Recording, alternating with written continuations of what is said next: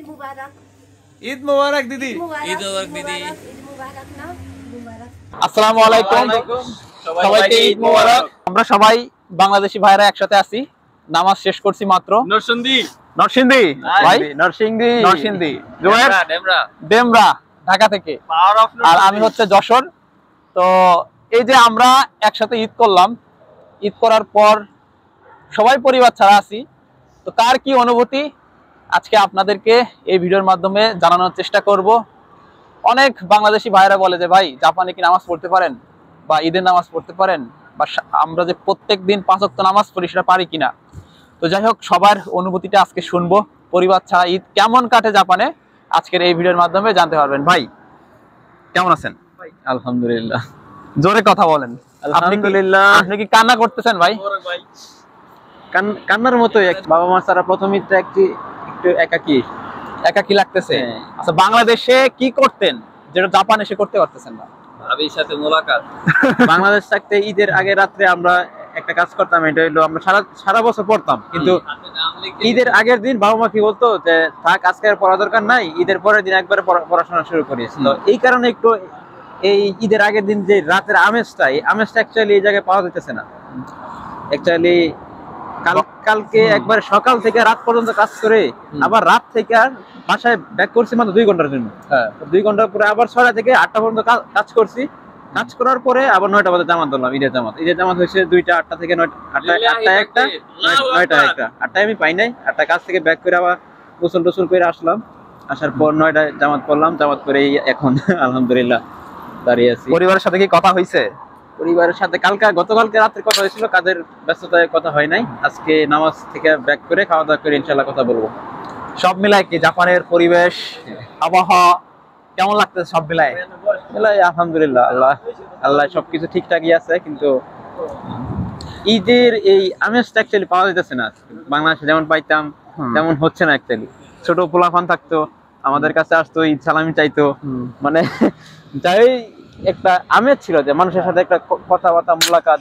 তাও তো আল্লাহ তাআলা আমাদের কাছে সালামি পাইছেন, অনেক মানুষের সাথে আছে কথা বললাম। বড় ভাই ছিল, আমাদের পরে যারা আসছে তাদের সাথে কথা হইলাম, মোলাকাত করলাম।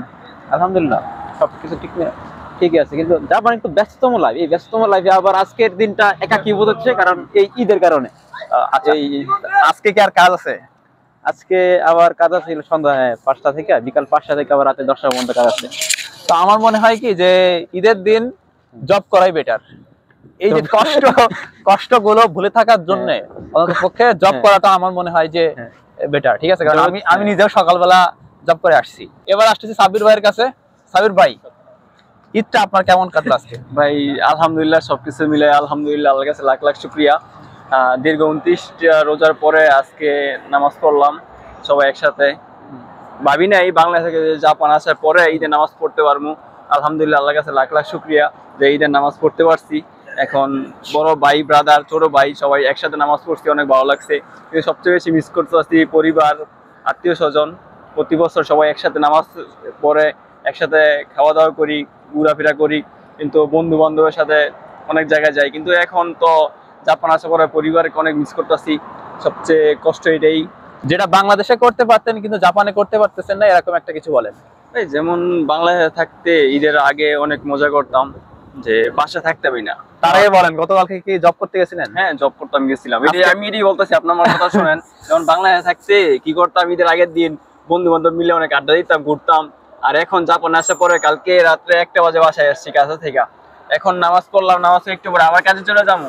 এই ব্যস্ত সময় জাপান, এই ব্যস্ত সময়ের মাঝে এই নামাজটা পড়তে পারছি, আলহামদুলিল্লাহ। তো সব মিলাই আলহামদুলিল্লাহ ভালো কাটছে না? জি ভাই, আলহামদুলিল্লাহ, সব মিলাই আল্লাহর কাছে লাখ লাখ। এই যে এখন নামাজ পড়ছেন, জব আছে? হ্যাঁ ভাই, জব আছে, একটু পরে জবে চলে যাবো। যেমন আজকে এই রোজা ঈদের সময় তো সকালে নামাজের আগে সেমাই খাইয়া বা একটা খেজুর হলেও খাইয়া আসতে হয়। তো আমরা তো প্রায় প্রবাস, এখানে তো বাপ মা কেউই নাই, মা নাই গাছে। প্রতি বছর তো মা রান্না করে রাখতো, সেমাই খাইয়া নামাজ যেতাম। তো আজকে তো এখানে মা নাই, তো একা থাকি। তো সেমাই রান্নার মতো কোনো ইয়া ছিল না। যেমন কালকে রাতে জব থেকে আসছি, আবার পরে ঘুমাইছি, সকালে উঠে গোসল করে নামাজে আসার আগে তো মিষ্টি মুখ করে আসতে হইব। তাহলে চিনি খেয়ে তারপরে আসছি নামাজে। চিনি খেয়ে আসছি, যাতে করে মিষ্টি মুখ হইতে হয় আর কি। এই জন্য চিনি খেয়ে তারপর নামাজে আসছি। তো সব থেকে কাকে মিস করতেছেন এই ঈদের আমার দিনে? মাকে। আপনার আম্মুকে কথা বলছেন? না, কথা এখনো হয় নাই, কারণ এখন তো বাংলাদেশ অনেক সব বোর্ড, এখন জন্য bored। এখন কথা হয় নাই। তো যাই হোক, আমরা আছি আলহামদুলিল্লাহ ভালো। আর জাপানের জীবনযাত্রাটা আসলে এমন যে এখানে মানে মজা করার ওইরকম কোনো অপশন নাই, বা অপশন আছে কিন্তু মুসলমানদের হ্যাঁ। জন্য নিষেধ। হ্যাঁ, এটা Option আমাদের অভাব জন্য না, আসলে option অনেক আছে, আমাদের জন্য না। আমাদের জন্য আসলে হবে না। অবশ্যই। সর্বশেষ জুবাইরের মতামত নিব। জুবাইর, তোমার তো জাপানে এটা প্রথম ঈদ, তো ঈদটা কেমন কাটলো, তোমার অনুভূতিটা বলো। আলহামদুলিল্লাহ, সকল প্রশংসা আল্লাহর নামে। আল্লাহ পাক আমাদের 29টা রোজার তৌফিক দিয়েছে, তারপরে আমরা এই যে সবগুলা রোজা রেখে আজকে আলহামদুলিল্লাহ ঈদ করলাম। যদিও পরিবার ছাড়া, কিন্তু এটা বাস্তব। সবাইকে একসময় পরিবার ছাড়তে হবে, কেউ ইস্টাবলিশ হইতে হইলে বা কারো ক্যারিয়ার গঠন করতে হলে বা জীবিকার তাগিতে হইলেও এক এক জায়গায় মানুষকে এক এক জায়গায় মুভ করতে হবে, এটাই বাস্তব। আর এইভাবে বাস্তবটাকে মেনে নিতে হবে। যদিও পরিবারকে খুব মিস করতেছি, যে একসাথে বাবা, ভাই, ভাতিজা, বন্ধু বান্ধব সবাইকে একসাথে নামাজ পড়তে যেতাম, সবাইকে একসাথে নামাজ পড়ে একসাথে কবর জিয়ারত করতে যেতাম, তো একসাথে বাসায় আসতাম। সবকিছু মিলে একটু মিস করতেছি, এটাই স্বাভাবিক। বাংলাদেশে যেটা করতে পারতা কিন্তু জাপানে পারতেছে না, এরকম কিছু একটা বলো। আসলে সত্যি কথা অর্থে 2021 সালে আমার মা মারা যায়। এরপর থেকে চাঁদ রাতে আগের মুহূর্তে এবং ফজরের পর আর ঈদের নামাজের পর আমি আমার মায়ের কবর জিয়ারত করতাম। কিন্তু আফসোসের ব্যাপার, সব মিস করা হলে এবার এখানে এমন একটা পর্যায়ে আছি, কোথাও আমি একটা কবর খুঁজে পাবো না। মুসলিম কান্ট্রি একটা মুসলিম কান্ট্রি একটা মুসলিম কবর খুঁজে পাবো না, যেটার পাশে সামনে দাঁড়িয়ে আমি আমার মায়ের কবর জিয়ারত করতে পারবো। এই জিনিসটা সবচেয়ে বেশি কষ্টের, বা এই জিনিসটা সবচেয়ে বেশি মিস করা। ফ্যামিলির সাথে কথা বলছো? না, ফ্যামিলির সাথে এখনো কথা হয় নাই। তো আমরা যখন এখানে আসছি তখন বাংলাদেশের সময় 6টায়, তখন এখনো কথা হয় নাই। কিন্তু গতকাল যখন শুনছি যে আজকে ঈদ হবে, এরপরে কথা হয়েছিল বাসায় গিয়ে কথা হবে। তো আজকে কি জব আছে? না, আজকে জব নাই। গতকাল কি জব করছো? গতকাল জব করছি, গতকাল 8 ঘন্টা জব করে তারপরে বাসায় এসে তারপরে গরুর গোস্ত রান্না করছি, একসাথে খাবো ভাই দাদা হামিদ ভাইকে নিয়ে।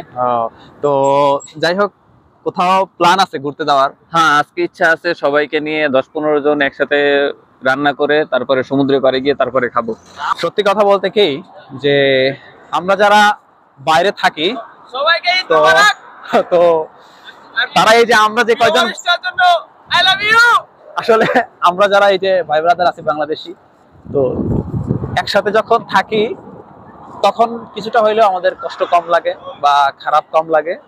কিন্তু যখন আমরা একাকিত্ব ভাবে থাকি, যেমন এখন বাসায় যাব, তখন আমাদের কিন্তু সবকিছু মনে পড়বে যে আসলে কতটা কষ্ট লাগতে পারে ফ্যামিলি ছাড়া, পরিবার ছাড়া থাকতে। এটাই হচ্ছে অতি বাস্তব কথা। সবার জন্য শুভকামনা, আর সবাইকে পবিত্র ঈদুল ফিতরের শুভেচ্ছা, অভিনন্দন। ঈদ মোবারক। সবাই ভালো থাকবেন, সুস্থ থাকবেন। আল্লাহ হাফেজ।